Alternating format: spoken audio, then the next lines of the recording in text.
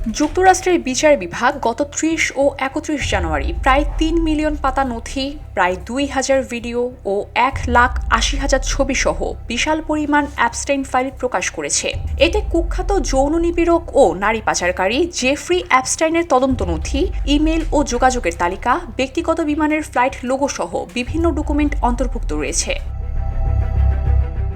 যুক্তরাষ্ট্রের deputy attorney general Todd Blanche বলেছেন, ওই নথি থেকে বিভিন্ন ছবি ও ইমেল বের হলেও তা নতুন কোনো ফৌজদারি অভিযোগের জন্য পর্যাপ্ত প্রমাণ দেয় না এবং ফলে অতীতের তদন্তের ভিত্তিতে নতুন করে কোনো মামলা দায়ের করা হবে না।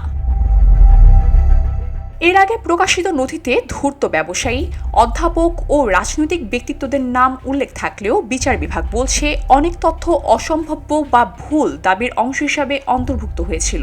বিশাল পরিমাণ নথি প্রকাশের পর ভুক্তভোগীদের অন্তত ৪৩ জনের নাম ভুল করে প্রকাশিত হয়েছে, যেখানে ব্যক্তিগত তথ্যও ফাঁস হয়েছে বলে জানা গেছে এবং সংশ্লিষ্ট নথি পরে পুনরায় সাইট থেকে অপসারণ করা হয়েছে ও সংশোধনের প্রতিশ্রুতি দেওয়া হয়েছে।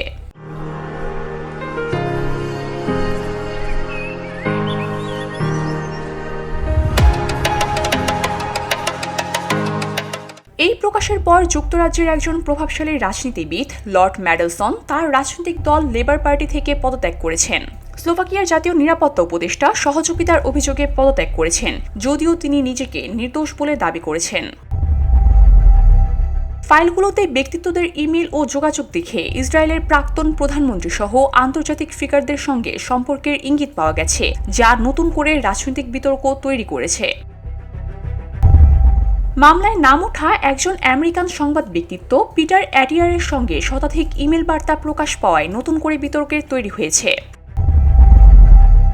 এদিকে ব্রিটিশ প্রধানমন্ত্রী কির স্টারমার বলেছেন, প্রিন্স অ্যান্ড্রুর অ্যাপস্টাইন সংক্রান্ত তদন্তে সহায়তা করা উচিত এবং এ বিষয়ে যুক্তরাষ্ট্রের সঙ্গে সহযোগিতার আহ্বান জানিয়েছেন তিনি। যুক্তরাষ্ট্রের বিচার বিভাগ বলেছে, তারা অ্যাপস্টাইন ফাইলের প্রকাশের পর তদন্ত পর্যালোচনা শেষ করেছে এবং বর্তমানে নতুন কোনো অপরাধমূলক মামলা দায়ের হবে না। VOD Bangla news desk.